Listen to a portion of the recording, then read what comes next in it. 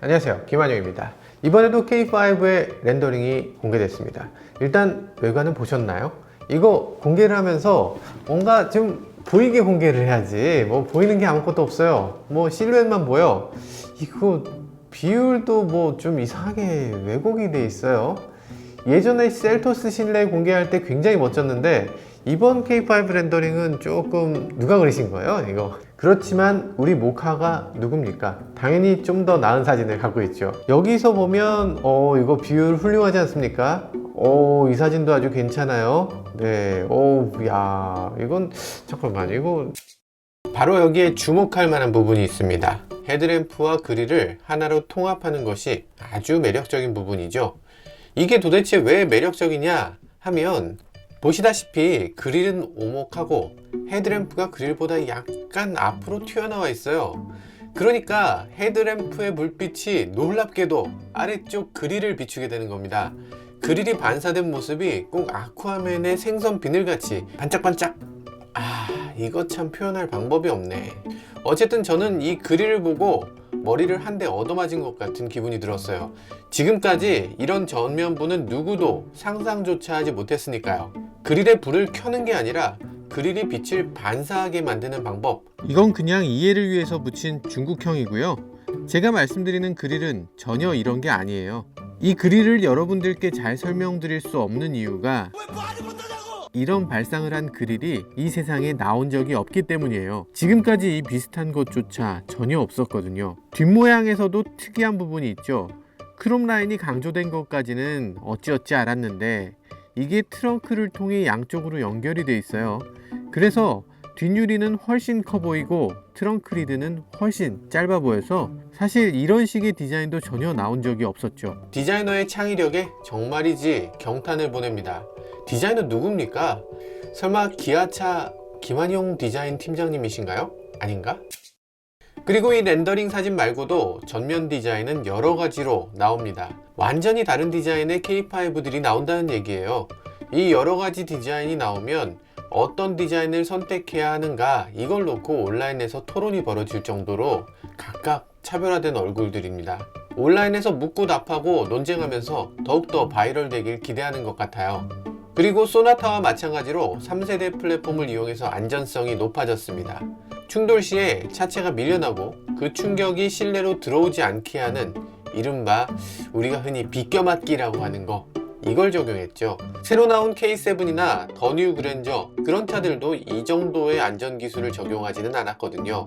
제가 예전에 스몰 오버랩 충돌에는 범퍼빔이 아주 중요한 역할을 한다고 계속 토로한 적이 있었는데, 그 이후로 소나타나 K5 안전사양을 미국형하고 동일하게 향상시킨 점이 무척 기쁘고 보람됩니다.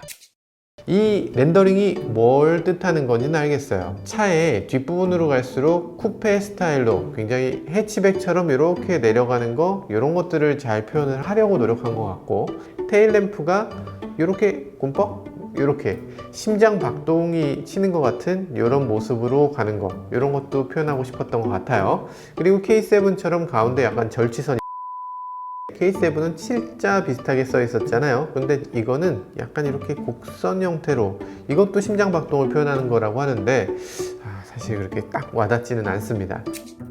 더 신기한 건 실내 렌더링이죠.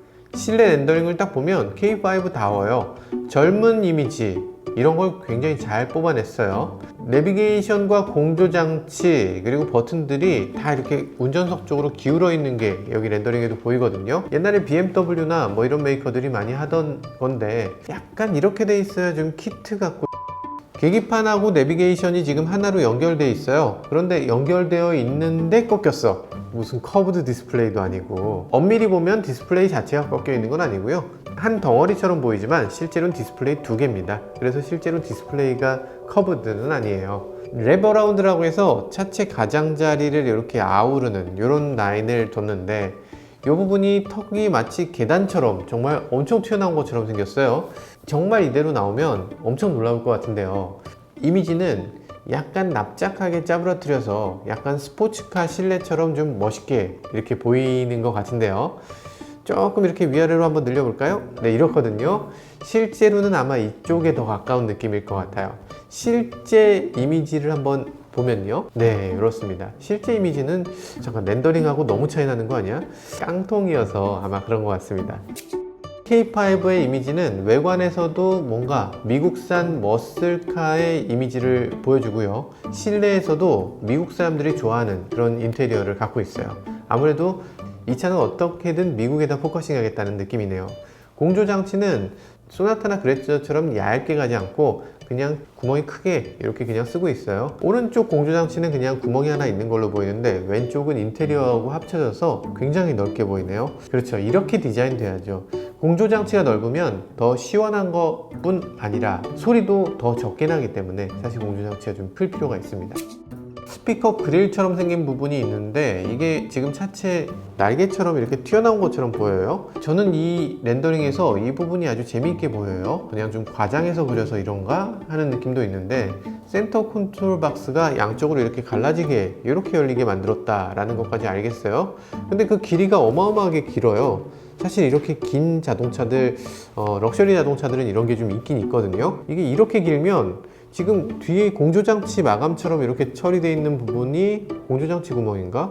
그리고 이 센터 터널 부분이 직선으로 쫙 뻗었잖아요. 마치 후륜구동 스포츠카에서 이렇게 센터 터널 높게 올라오는 것처럼 지금 되게 높게 올라온 것처럼 그려놨거든요. 잠깐, 센터 터널? 센터 터널?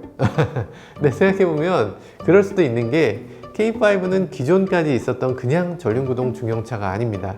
소나타하고는 다르게 상시 사륜구동으로 만들어진다고 해요. 전륜구동의 장점, 후륜구동의 장점 어느 정도는 조금 가져갈 수 있을 것 같은데 정말 그렇게 될지 좀 지켜봐야 될 것 같습니다. 이 사진은 약간 다찌 브랜드의 머슬카 아니면 머스탱 이런 느낌이 좀 들어요. 왜 이렇게 머슬카처럼 보이는 건가 하는 생각도 드는데 사실 출력이 275마력의 2.5L 터보를 단다고 해요. 진짜? 진짜 2.5L 터보를 달아요? 뭐야 이거 좀 무서워. 얼마 전에 소나타 팔았잖아요. 그게 156마력이었는데 275마력이 나온다고? 현대차 중형차에? 그런데 아쉽게도 이 모델은 처음에 나오는 건 아닙니다. 기아차 IR 자료를 보면요, 처음에는 2.0, 1.6 터보, 하이브리드, LPI 이렇게 4가지를 동시에 론칭한다고 해요. 그래도 이게 어딥니까? 처음에 소나타가 2.0만 내놔서 출력이 부족하다고 그렇게 욕 많이 먹다가 이제 센슈어스 나오면서 회복하고 있잖아요. K5는 처음에 그렇게 어려움 겪는 일이 없었으면 좋겠습니다. 렌더링 이미지 보니까 여기 다이얼이에요. 정말? 저는 니로 EV에서 다이얼식을 썼는데요. 직관적이고 편하고 부피도 덜 차지합니다. 절대 오인할 수도 없어요. 오인하는 거? 기어 노브를 오인하는 사고 많이 있는 거 혹시 모르세요? 처음 들어봤나요? 기어 노브 혼동하는 경우가 많이 있어요. 스타트rek의 안톤 옐친 기어 노브 문제로 사망했잖아요. 크라이슬러 지프를 타다가 기어를 피해놨구나 라고 생각했는데 그게 피가 아니고 알이었던 거예요. 그래서 자기 차에 자기가 지어서 사망했어요. 이 문제로 리콜까지 했죠. 이게 왜 혼동되는지 말씀드리면요, 만약에 기어 노브가 이렇게 있다고 하면 득득득득 이렇게 내리잖아요. 그런데 이게 전자식 기어 노브니까 위로 올리면 돌아오고 아래로 내리면 돌아오고 이런 식이에요.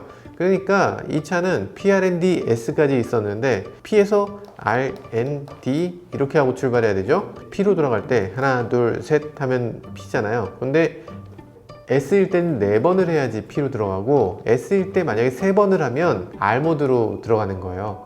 너무 위험하죠. PRND를 다 이렇게 기어 노브 하나로 한다는 거 얼핏 보기에는 합리적인 것 같지만 실제로는 너무나 위험한 겁니다.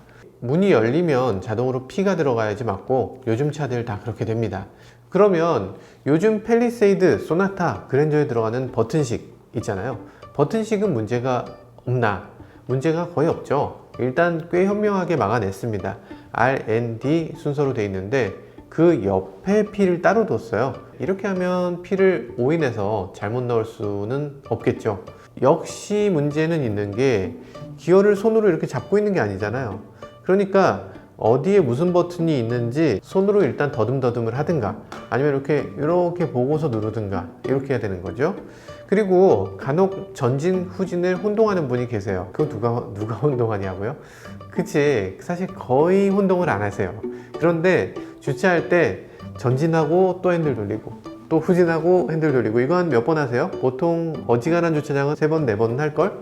이러다 보면은 이게 앞이었는지 이게 앞이었는지 헷갈리는 거예요. 혹시 피디님 아세요? 이게 앞인지 이게 앞인지? 진심으로 이거 누르면 앞으로 갈 것 같아요? 그렇지 않을까요? 그럼 출발할 때 요거 누르겠네요? 그러면 이제 후진하는 거예요.